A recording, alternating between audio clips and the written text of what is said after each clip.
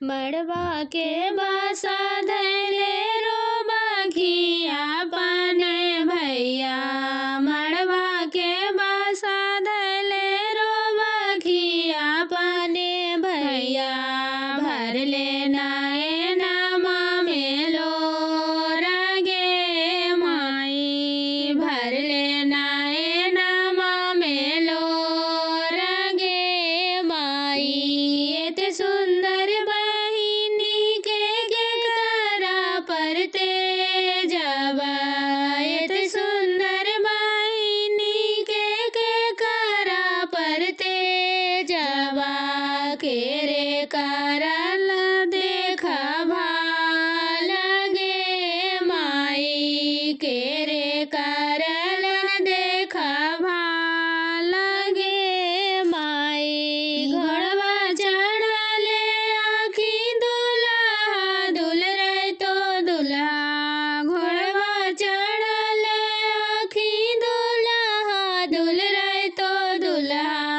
सुनु सलवे बचन हमार गे माई। सुनु सलवे बचन हमार गे माई। इतना सुंदर बहिनी के हमारा परते जवा। इतना सुंदर बहिनी के हमारा परते जवा।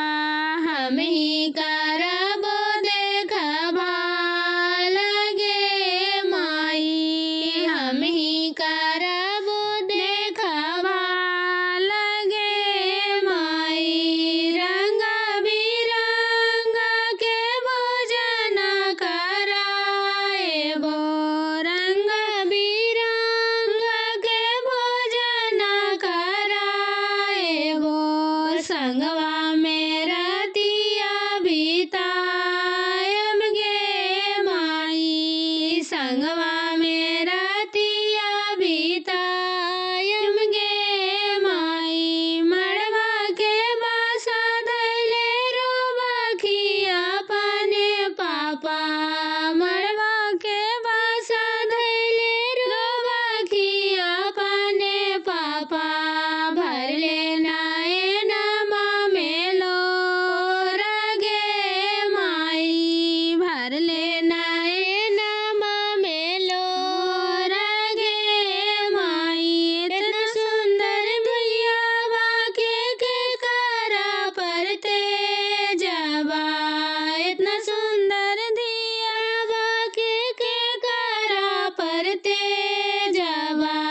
के रे कारी है प्रतिपाल गे माई। के रे कारी है प्रतिपाल गे माई। घोड़वा चढ़ल आखी दुल्हा दुल रहे तो दुल्हा। घोड़वा चढ़ आखी दुल्हा दुल रहे तो दुल्हा। सुनु पापा बचन हमार गे माई। सुनु पापा बचन हमार गे माई। इतना सुंदर धियावा के हमारा परते जबा। इतना सुंदर धियावा के हमारा परते जबा। हम ही करब प्रतिपाल गे माई। हम ही करब प्रतिपाल गे माई। रंग बिरंग के भोजन कराएबो। रंग बिरंग के भोजन कराएबो। साथे साथे हमहु घुमाएबो गे माई। साथे साथे हम